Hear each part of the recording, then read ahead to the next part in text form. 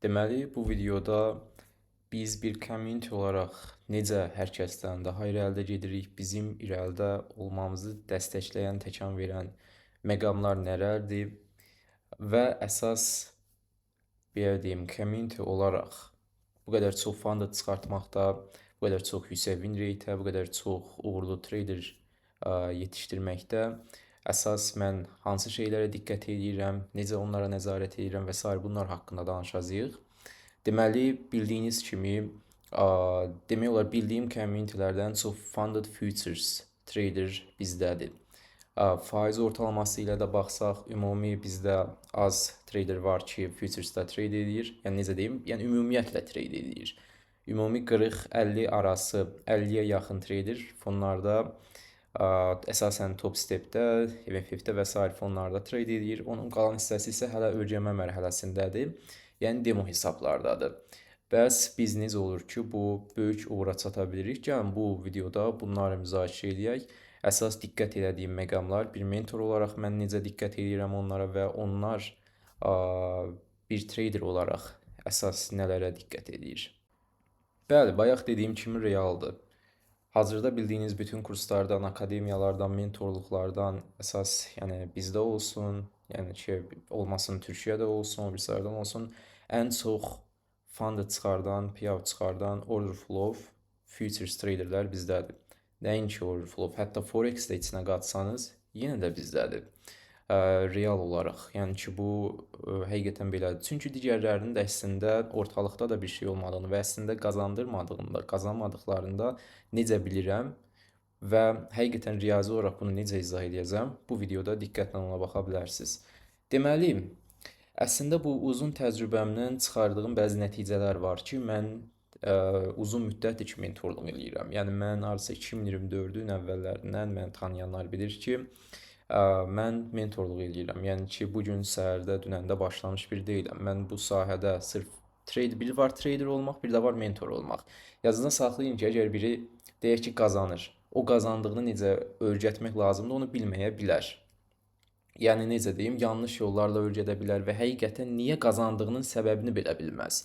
Öz emosional auditoriyasından xəbərdar olmaz. Ona görə də ki, trader olmaqla həmçinin mentor olmaq eyni arada tamam başqa bir anlayışdır. Bunu indi qeyd edirəm. Deməli, bu nəticələrə çıxdım ki, bu qədər üzvlə işlədikdən sonra birinci olaraq ki, hər kəs eyni emosional inanclara sahib deyil. Amma ki, bir növ bir emosional inanc sistemi var ki, bu işlə məşğul olanda mütləq ki, beyinə onlar aşılanmalıdır.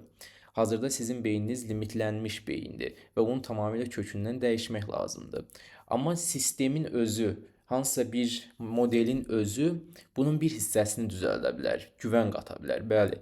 Amma sizdə hələ də problemli, yaralı hissələriniz var ki, onları düzəltmək lazımdır. Daimi şübhə hiss edəcəksiniz, daimi narahat hiss edəcəksiniz və bu sizin bütün bacarıqlarınızı sabotaj edəcək.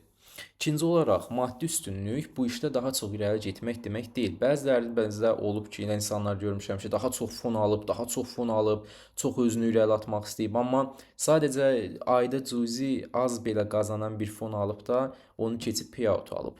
Nəinki birdən-birə hoppanmaq istəyən bunda daha da geriyə düşüb. Ona görə deyirəm ki, burada realistik hədəflər vacibdir. Sizin çox yaxşı imkanınız olmağınız, çox böyük fonlar ala bilmək, tez-tez batırmaq, birində keçmək, bəli. İçindən keçdiyiniz fonlar olacaq. Bəlkə də bir ikisindən payout olacaqsınız, amma belə-belə hoppanmağa çalışmaq, maddiyə düşünürsünüz ki, daha çox fon almaq, daha çox şey eləmək sizi irəli aparmayacaq. Və əksinə nə olacaq? Aldığınız payoutu da böyük risklər elədiyinizə görə, hələ də plansız hərəkət etdiyinizə görə nə olsun ki, maddi cəhətdən daha çox fon ala bilirsiniz. Hamısında aldığınız payoutu digər fonlara xərcləyəcəksiniz. Ona görə burada planlı və realistik hərəkət vacibdir. Növbəti olaraq qaydalar qoymaq, onları izləmək, şablon şeylər, bu şeylər işləmir. Yəni bunlarla gəlməyin. Nə bilim, mən qaydalarımı izləyirəm, mənim planım var, mən planımı icra eləyirəm. Bunlar işləyən məsələlər deyil. Onlar xəyaldır. Əksinə onlar işləri daha da pis eləyir. Mən əminəm ki, bu videoya baxan bu sahədə, yəni ən azından bir dəfə, iki dəfə fonda və ya canlı hesabda trade edən bilir ki, bir gün bir səhvlər eləyib. Növbəti dəfə deyib ki, mən bu səhvləri eləməyəcəm. Növbəti dəfə də eləyib, onda da deyib ki, mən eləməyəcəm. Növbəti dəfə də və bu hər zaman təkrarlanıb. Hər zaman nəticə eyni olub. Bəs düşünmürsünüz ki, bəs yaxşı, mən niyə plan qoyuram, amma planı izləyə bilmirəm? Məsələ burasındadır ki, əslində sən özünü daha da çətin vəziyyətə salırsan. Qaydalar qoyub izləmək məsələni düzəldən şey deyil. Beyində dəyişilməli olan məsələlər var. Əsas onların üstündə işləmək lazımdır, onları dəyişmək lazımdır və marketdə fərqli bir kəs artıq iştirak eləməlidir. Trader şəxsiyyətini dəyişməlidir. Müsbət düşünməyə çalışmaq və yaxud da özünü cəzalandırmaq heç nəyin həlli deyil. Bunlar əksinə məsələni daha da dərinə çəkəcək, əksinə sənə daha da böyük travmatik yaddaş yaradacaq, hər şeyi elə bir nöqtəyə gətirəcək ki, düzəltmək daha da çətinləşəcək. Növbəti olaraq baxaq ki, və bir də hansı insanlarda daha çox irəli getmək bizdə çətin idi. İki fərqli mentorluqda olan, yəni həm burada olan, həm başqasında fikri iki yerdə dağınıq olan, oradan da bir şey qoparmağa çalışan, buradan da bir şey qoparmağa çalışan, bəli, bu insanlar irəli getmir. Bu insanlar əksinə özlərini daha da geriyə salır. Çünki fakt burasındadır ki, başqa bir yer əgər ki yanlış öyrədilirsə, tamam fərqli metodologiya, tamam fərqli risk yanaşması və s. öyrədilirsə, mən tamam fərqli bunların ikisini eyni yerdə birləşdirmək qeyri-mümkündür. Bir tərəfə yönəlməlisiniz, beyniniz təmiz saxlamalısınız, bir istiqamətdə olmalısınız. Yoxsa həm oradan bir şey, həm buradan bir şey, hətta mən bu YouTube dərslərimə də aiddir. Mənim YouTube dərslərimi izləyirsinizsə, çalışın ki, sadəcə məni izləyin, başqaları oradan buradan hər nədən bir şey qopartmağa çalışsanız özünüzə zərər vermiş olacaqsınız. Növbəti olaraq insanları bizdə əsas geriyə salan şey o idi ki, müqayisə etmək. Müqayisə etmək. Bir əməliyyatı o götürdü, mən qaçırdım. Mən də götürməliyəm və s. Bu kimi yanlış düşüncələrə qapılmaq da ki, eyni zamanda əsas geriyə salacaq olan şey olardı. Və mən bunlara ona görə də ciddi mənada nəzarət edirəm ki, daimi o düşüncələri aşılayım ki, trading rəqabətçil mühit deyil. Trading, necə deyim, hansısa bir yarış deyil. Burada qalibi olan yoxdur. Filan kəs qazandı, bu sənin itirməyin demək deyil. Sənin qazanmağın filan kəsin itirməyi demək deyil. İkinizin də qazanmağı, burada hansısa bir rəqabət yoxdur. Heç bir rəqabət yoxdur. Yəni, hər bilim, təsəlli tapım, ayda o da itirdi, məndə günah yoxdur filan. Bu təsəllilərdən uzaq durun. Market qətiyyən rəqabətçil mühit deyil. Burada çatılacaq bir yer yoxdur, bəli. Biraz daha aşağıya baxaq. Burada çatılacaq bir yer yoxdur. Siz hələ düşünürsünüz ki, məsəl üçün, burada çatılacaq bir yer var. Siz buradasınız və uğur buradadır, siz oraya çatmalısınız. Dağın başındadır, amma məsələ elə deyil. Burada çatılacaq bir, qazanclılıq çatılacaq bir yer deyil. Birbaşa qazanclı olmaq yolun özüdür. Birbaşa yolun özüdür ki, o yola adaptasiya olasınız. Marketin qeyri-müəyyənliyinə adaptasiya olasınız. Modelinizdir, şərtlərinə adaptasiya olmaqdır. Yəni, uğur əslində elə indi olduğunuz yerin özündədir. İnsan hazırlaşan canlı deyil, hazırlaşım qazanclı olun. Hazırlaşım filan kəs olun, filan şey olun, filan şeyi bacarın. Xeyr, elə deyil. İnsan beyni edərək öyrənir. İnsan beyni edərək öyrənir və adaptasiya olur. Bu adaptasiyaya fikir vermək lazımdır. Mən ona görə də ki, video dərslərə önəm vermirəm. Mən başa düşürəm ki, düzdür, mentorluğun özündə video dərslər var. Hazır video dərslər var öz yerində. Amma mən hər zaman deyirəm ki, video dərslər tam hər şey demək deyil. Mən ona görə də video dərslərlə bunun, yəni tam hər şey demək olmadığını etiraf edirəm. Niyə? Çünki beyin, icra edici yaddaş, öyrənən yaddaş, bunlar tamam fərqli şeylərdir. Bu iş edilən bir işdir. Burada market sizi sual-cavab eləmir ki, filan şey nəyə deyilir? Hə, ay sağ ol, sənə bir 5, al payout. Filan şey nəyə deyilir? Ay sağ ol, filan şeyə deyilir, ay sağ ol. Yəni bilik, yəni tek şey bilik burada işə yaramır. Burada işə yarayan şey icra edici bilikdir. Bəli, icra edici biliyə ona görə də çox önəm verirəm ki, əsas beyin harda öyrənir? Yəni insan özü necə öyrənir? Ələ baxaraq, icra edənlərə baxaraq, icra edənlərin əməliyyatlarına baxaraq, özü də icra eləyərək öyrənir. Ona görə də qruplarda bütün icra edilən əməliyyatların screenshotlarının olmağına önəm verirəm, öz götürdüyüm əməliyyatların izahına önəm verirəm ki, beyin tam qavrasın hər şeyi ki, hə, əslində öyrənmə yolu budur. Yoxsa siz 100 dənə kitab oxuyun, 100 dənə videoya baxın, bu heç kəs sizi sual-cavab eləməyəcək ki, bu nədir, bu nədir. Bəli, əməliyyatın videosuna baxa bilərsiniz. Məsəl üçün, mən canlıda əməliyyatı izah edirəm, sonra canlını yenidən paylaşıram. təkrarını qoşula bilməyənlər girir, baxır. Bəli, bu da eyni zamanda icra edici yaddaşı gücləndirir. Eyni zamanda özü icra eləyir. Özü icra eləyəndə qarşılaşacağı səhvlər var, edəcəyi yanlışlar var. Mən ona nəzarət edirəm. Yəni mən yenə deyirəm, video satmağa qarşıyam. 5 dənə videonu satdın, buraxırsan ki, özün nə eləyər, heç nə eləyə bilməyəcək təbii ki. Dərslərə baxdıqdan sonra götürdüyü əməliyyatlara nəzarət etmək lazımdır, götürdüyün əməliyyatları izah etmək lazımdır. Ona görə də ki, bizim qədər irəlidə olan başqa bir mentorluq yoxdur. Çünki mən burada bunlar çox xırda şeylər görünsə belə, bunlara önəm vermək nəticəni tamam başqa bir anlamda dəyişir. İcra edici yaddaş, prosedural yaddaş. Prosedural yaddaşı əsas formalaşdırmaq lazımdır marketdə. Qeyri-müəyyənliklə üzləşdiyin inancları marketdə dəyişmək lazımdır. Yoxsa 100 dənə videoya bax, 50 dənə videoya bax, texniki olaraq belədir de, market səni sual-cavab edib qiymət yazmır. Əsas icra edilən bir iş olduğuna görə icra edici yaddaş formalaşdırmaq lazımdır. Yəni uğur dağın başı deyil, çatılacaq bir yer yoxdur. Burada bu adaptasiya olunacaq bir yoldur. Və sonra risk məsələsinə gəldik. Deməli, əksəriyyəti bu risk məsələsində yanlış şeylər var. Biz əsas nəyə önəm veririk? Bunu deyirəm, realistik risk və kapital idarəsi, yəni yüksək erir, daha dəqiq atışlar, əsas order flow və Harras teoremi təməlli yanaşmalar istifadə edirik. Daha dəqiq atışlar, daha dəqiq əməliyyatlar və daha kiçik errorlara önəm veririk. İndi mən bunu sübut edəcəm ki, niyə bu işləyir? Niyə bu qazandırır? Bunun əksini deyən var, başqa bir mentor var, başqa bir müəllim var, başqa bir akademiya kurs var. Çıxsın və əksini sübut edəsin. Nəticə ilə çıxsın sübut edəsin ki, bizdə bu qədər tələbə var, bu qədər qazanır, çünki bu işləyir, səninki işləmir. Çıxsın və bunu sübut edəsin. Amma heç kəs sübut edə bilməz. Çıxa bilmirlər. Çünki riyaziyyata yalan danışmaq olmaz. Riyaziyyata yalan danışmaq olmaz. Siz nə deyirsinizsə deyin, bunlar xəyaldır. Riyaziyyat günün sonunda ehtimal özünü göstərəcək. Baxın bu hissədə. Bu bir errorlik sistemi siz görürsünüz.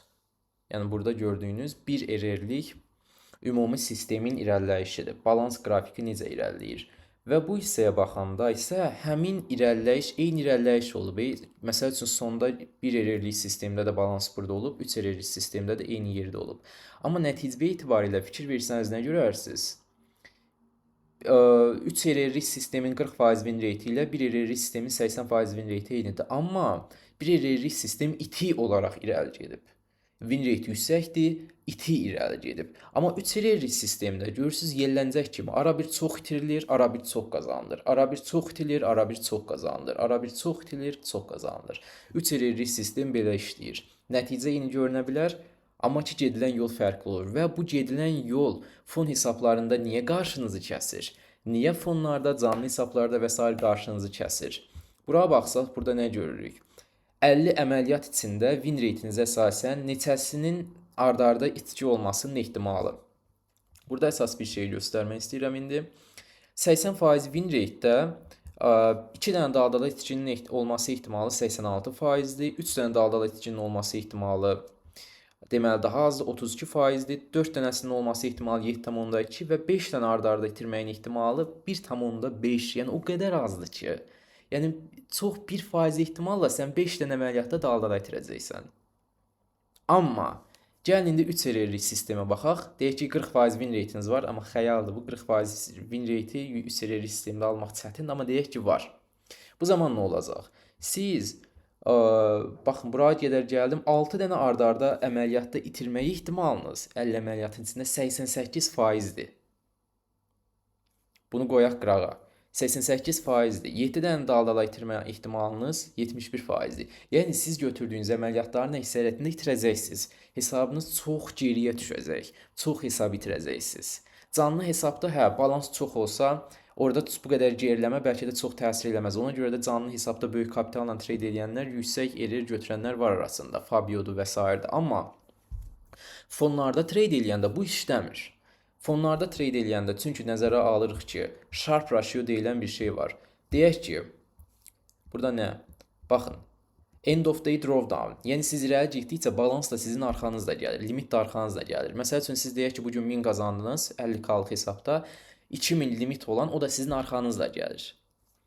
Qazancla limit də arxası ilə gəldiyinə görə də 3 errorlik sistem də belə yellənəcək kimi getdiyinə görə, yəni iti getmədiyinə görə sürətlə, yəni balaca bu ard-arda itirilər ehtimalı çox olduğuna görə sürətlə hesabınızı itirirsiniz. Yəni davamlı irəli gedişat olmur. Limit arxanızdan gəlir. Gərək riski çox cüzi tutasınız, onda irəli getmə ehtimalınız azalır. Başqaları bir risk sistemdə olanlar az da olsa belə necəsə qazanır gedir, amma siz eləcə hər dəfə dal-dala itirirsiniz, birini tutanda bir damcı qalxır, sonra çox çətin irəli getmiş olursunuz. Amma yüksək win rate çuxurdan çıxarır. Məsələn deyək ki, sizin itirməyə 500 limitiniz qalıb, win rate'iniz də yüksəkdir, daha dəqiq əməliyyatlar tutursunuz. Bu dəfə daha böyük risklə atıb da o 500'ü o limitə düşmədən hesabı qaldırmaq olur. Yəni hesab dibdən canlana bilir yüksək win rate-dən. Amma ki, az win rate-dən hesabı dibdən canlandırmaq olmur, dibdən qaytarmaq olmur. Baxın, win rate-in bir avantajı da burasındadır ki, hesab dibdən canlana bilir və fonlarda çox vaxt hesab bəzən dibləri görə bilər. Məsələn, top stepdə payout çıxartdınız, balansın yarısını çıxartdınız, yarısı limitiniz oldu. Həmin o limit var orada. O limit orada azalır get-gedə. O az balansdan yüksək win rate-dən rahat işləmək olur. Lap deyək ki, 500 balansınız qalıb, 400 balansınız qalıb, win rate yüksək olduğuna görə bir əməliyyatda 200-300 risk atıb tez-tez qaldırmaq olur. Amma 3 RR sistemdə bunu etmək olmur. Ona görə də yüksək RR-in və scalpingin bəzi fonlar payout verə bilmir deyə qarşısını almağa çalışır. Buna görə də 1 dəqiqəlik qayda tətbiq edirlər, yəni 1 dəqiqədən çox saxlanılmalı əməliyyatlar və s. Ona görə də qarşısını almağa çalışırlar. Və bir də ikinci bir faktora baxaq ki, 3 RR sistemlər niyə işləmir? Və yaxud da 2 RR sistem. 3 RR-dən tutmuşam səhərdən. 2 RR sistem, o da onun qardaşı. Bu da fonlarda irəli gedişatın keyfiyyətini azaldır. Bəzi bir müddət yanılğı verə bilər ki, hər şey qaydasında da, amma ki, davamlılığın qarşısını alır. Mənim hər zaman dediklərimə gəlib, yəni bu millət dediklərimə gəlib, trader cəmiyyəti. Amma biraz gec gəlib. Gəldikdən sonra da qabaqdan gəlmiş deyirlər əksəriyyəti ki, qabaqdan gəlmiş deyirlər ki, güya ki, elə bil mən bunlardan gəlib öyrənmişəm. Bunları mən bunlardan gəlib öyrənmişəm.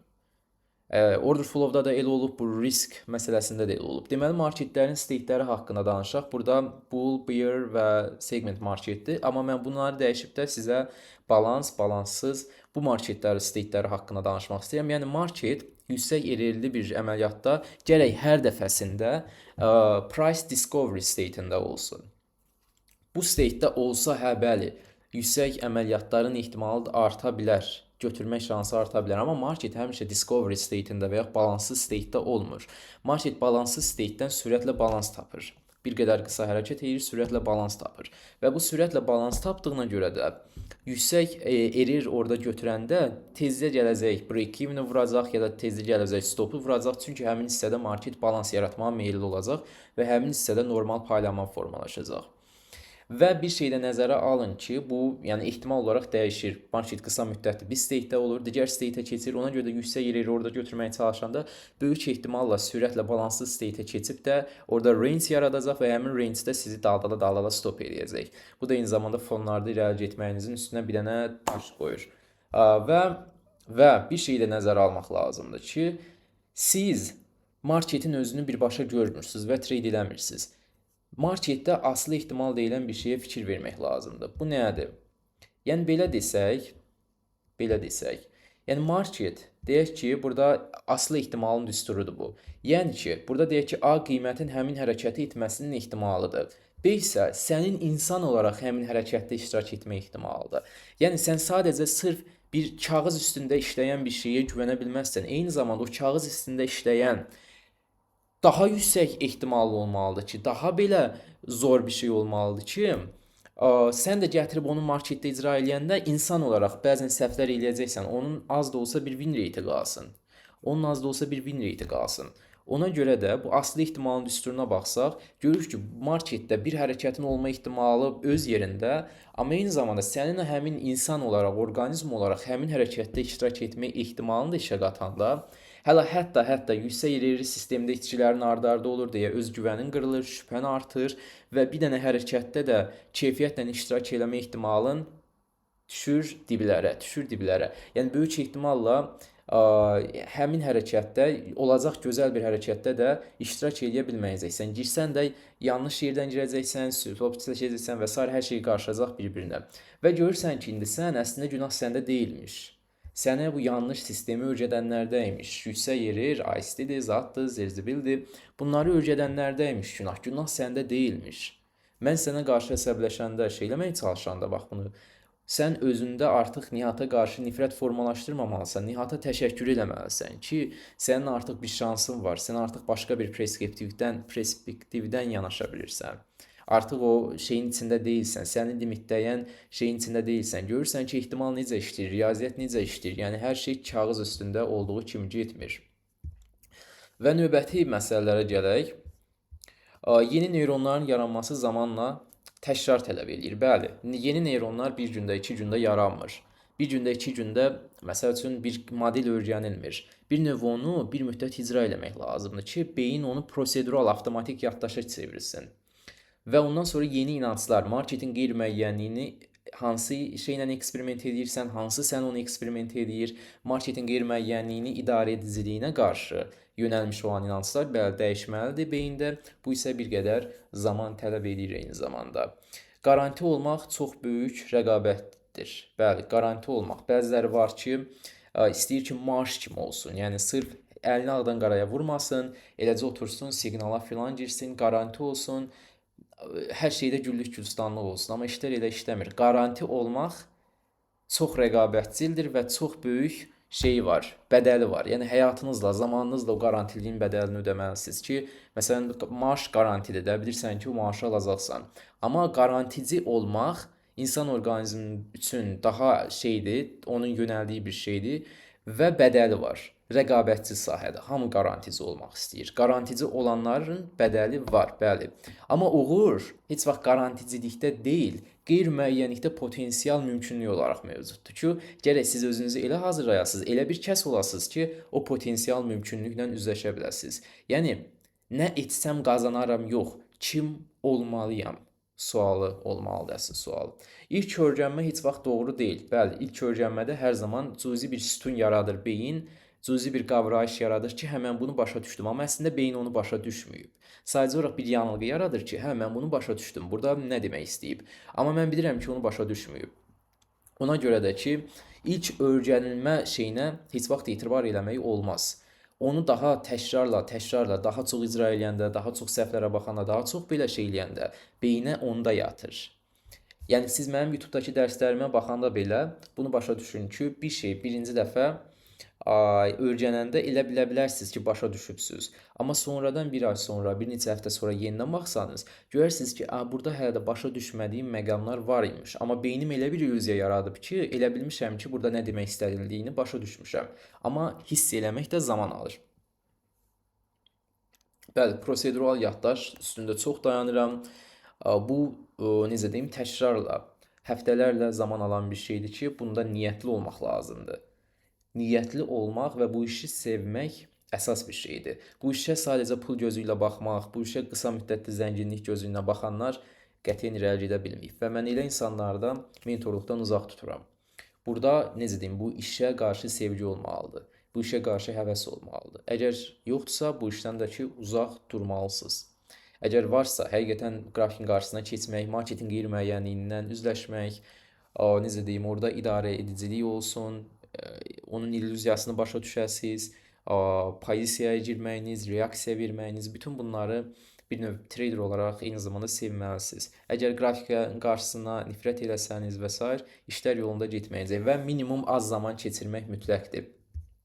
Bu haqda danışmalıyam mütləq. Minimum az zaman keçirmək. Burada bir dənə görüm onu qeyd etmişəmmi? Bəli, baxın bu hissəyə fikir verin. Yəni beyin bədənin ümumi çəkisinin 2%-ni təşkil edir. Amma ümumi bədənin 20%lik enerjisini yandırır. Niyə 2%-ni yandırmır? Çünki beyin çox içir, beyin çox enerji içir. Və gündə qrafikin qarşısında minimal zaman keçirmək lazımdır. Və dəqiq olmaq lazımdır ki, mən əməliyyatı bu minimal zaman intervalında götürəcəm, mən buna önəm verirəm çox. Yəni bizdə elə bir şey yoxdur, ay nə bilim, səhər gir, günorta gir, onda burada gir, saatlarla otur. Bu elə bilərsiniz ki, sizə bir yanılğı verir ki, onda çox qazanıram, çox oturanda, çox əməliyyat götürəndə, amma məsələ elə işləmir. Kuantum necədir? Bir şeyin sayı artanda onun ehtimalı azalır. Bir şeyin ehtimalını yüksək tutmaq üçün miqdarı azaltmaq lazımdır. Ölçüyü azaltmaq lazımdır, riski azaltmaq lazımdır, errori azaltmaq lazımdır və marketin qarşısında keçirdiyin zamanı azaltmaq lazımdır ki, sənin burada irəli getmə ehtimalın artsın. Ona görə də bizdə konkret zamanda götürülən modellər var. Konkret zamanda götürülən yüksək win rate-li modellər var ki, gündə sadəcə yarım saat filan da baxanda həmin əməliyyat orada götürülür, ondan sonra çıxa bilərlər və günün qalan hissələrində götürülən əməliyyatlar da var ki, eyni zamanda New York sessiyasının qalan hissələrində də, balanslı marketlərdə də götürülə bilsin. Bunlara yəni ki, belə az enerji tələb, az enerji olanda ehtimal daha da artır və məhz bu səbəbdən də hazırda sırf mentorluqda mən təxminən 100 nəfərə mentorluq edirəm. Onun bir hissəsi fonlarda trade eləyir, yəni ümumiyyətlə aktiv marketə baxır. Az bir hissəsi, yəni təxminən 86 nəfər deyək. Həmin 86-nın isə 40-50 arası challenge və fundedlarda trade edir, qalanları isə hələ ki demoda trade edir. Yəni belə bir məsələ var. Və o challenge fundedlarda trade edənlərin sayı bu qədər az olmasına rəğmən, yəni qlobaldakı communitylər var. Məsələn görmüşəm onların communitylərdə uğur göstəricilərinə və s. baxsanız görərsiniz ki, heç bir məsəl üçün communitydə bu qədər funded futures trader yoxdur. Bu qədər faiz ortalaması ilə də baxsanız görərsiniz ki, bu qədər nə payout alanlar var, nə funded olanlar var. Yəni burada məndə belə bir şey var ki, heç vaxt bir nəfər əgər irəli gedə bilmirsə, onu orada tək buraxmıram. Mən onunla yaxın, məsəl üçün daha yaxın oluram, daha çox məsəl üçün baxmağa çalışıram ki, bunun qarşısını alan nədir? Təkbətək görüşlər keçiririk, təkbətək görüşlərdə daha çox müzakirələr aparırıq. Mən komenterdə göstərirəm, bu budur, burada bu səhv edibsən, belə eləməlisən, elə eləməlisən. Ona görə də ki, bunlara çox önəm verirəm və beləliklə geridə qalanın belə əlindən tutub qabağa çəkə bilirəm. Yəni ki, bu belə də olmalıdır əslində. Yəni bu əslində bunu sırf eləyənlər görəcəksiniz ki, təkbətək mentorluğun özü belə heç bir zibil öyrətmədiyi yerdə belə, heç bir irəliləyiş eləmədiyi bir yerdə daha baha qiymətlərə edirlər. Amma mən bunu başa düşürəm ki, bunu hər kəs ödəyə bilməz. Amma mən bilirəm ki, bu insan çox potensiallıdır. Mən o insan arada itsin istəmirəm. Məni publikdən tanıyır, məni publikdən izləyir, qoşulmaq istəyir. Mən istəmirəm ki, həmin insanlar arada itsin. Və ona görə onlara bir növ əl tutub da qabağa çəkməyə çalışıram. Mentorluğa giriş də demək olar ki, ən deyək ki, ortalama minimal qiymətdən və get-gedə də bu bir dəfəlik giriş qiyməti artır. Söz yox. Mentorluqdakı üzvlərin sayı artdıqca, işim yükləndikcə daha az zaman ayıra biləcəm deyə keyfiyyət avtomatik düşməsin deyə qiymət qalxır və keyfiyyət artır. Mən buna çox önəm verirəm. Ona görə yeni layihələr, yeni modellər, daha çox canlılar, daha çox üzbəüz görüşlər təşkil edirəm, təkbətək zənglər təşkil edirəm və hazırda da sırf mentorluq yeni il vaxtı bu ərəfədə endirimdədir. Bir dəfəlik giriş qiyməti 700 idi və hazırda bir dəfəlik giriş qiyməti 500-dür. Bundan başqa qoşulduqdan sonra heç bir əlavə ödəniş olunmur və mentorluqda vaxt limitli deyil. Qoşulduqdan sonra yəni ki, hansısa vaxt limiti yoxdur ki, siz ondan sonra, yəni məsəl üçün sizi çıxardım və yaxud da sizlə məşğul olmayım. Elə bir söhbət yoxdur. Qoşulduqdan sonra mən konkret bilirəm ki, sizə nə lazımdır. Vaxt limiti yoxdur və sizə nə lazımdırsa konkret zamanda sizin gündəlik vaxtınızdan asılıdır. Bəziləri elə olur ki, daha çox zaman verə bilir bu işə, başqa işdə işləmir. Bəziləri olur ki, çox limitli vaxt olur. Ona görə də ki, bu vaxt insandan insana dəyişir. Amma mən konkret bilirəm ki, nə öyrətmək lazımdır, nə etmək lazımdır və sizin ən peak performansda olmağınız üçün elə bir mühit yaratmışam ki, bu mühit bir növ, necə deyim, bu mühitin içinə düşən lap sıfır belə olsa, başqalarını görərək, onların əməliyyatlarını görərək, canlılara qoşularaq, mənimlə təkbətək görüşlərlə sürətlə irəli gedir. Sürətlə irəli gedir. Yəni sadəcə 3-4 təkbətək görüş belə mən eksperiment eləmişəm ki, necə yüksək nəticələr verə bilir, necə yaxşı nəticələr verə bilir. 100 dənə videodansa bir neçə təkbətək görüşün nəticəsi çox daha keyfiyyətli olur, çox kömək olur bir növ belə desək. Burada nələr daxildir qeyd etmişəm, daha ətraflı məlumat və ya sual olsa yaza bilərsiniz və ən çox suallar nə haqda olur? Bunlara indidən cavab verim. Ola bilsin ki, yenə onun haqda sual yaran. Nə qədər müddət tələb edir? Təməliniz varsa bir neçə ay nəzərdə almaq lazımdır. Əgər Yox, təməliniz yoxdursa, bir neçə ay nəzərə almaq lazımdır. Əgər təməliniz varsa, məni də tanıyırsınızsa, Orderflow və sair platforma, Futures bunlar haqqında məlumatlısınızsa və biraz da olsa təcrübəniz varsa, sürətlə modeli öyrənmək, işin ediliş modelini öyrənmək bunlar az zaman çəkir, bəli. Sürətlə başlaya bilərsiniz fon götürməyə. Amma ki, yox təməl sıfırdan başlayırsınızsa, bunun bir tərəfi çox gözəldir ki, beyniniz təmiz olur. Nə lazımdırsa sürətlə düzgün öyrənə bilirsiniz. Daha rahat olur bu əslində. Bir növdə beyninizdə az çirkli şey olduğuna görə, daha az beyninizdə travmatik yaddaş olduğuna görə belə çox az gücə düşürsüz. Yeni emosional inanclar formalaşdıranda.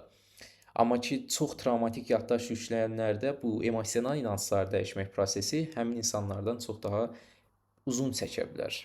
O travmatik yaddaş olurlar, ya ayda bu genetrəcəm özümü sabotaj edir, o şübhə var, qeyri-müəyyənliyə qarşı yüklənən şübhə. Hansı ki, heç bir necə şeyim, o dəstəkləyən onun heç nə yoxdur. O şübhələr avtomatikdir. Onlar gerçəyi göstərmir, onlar sadəcə avtomatikdir.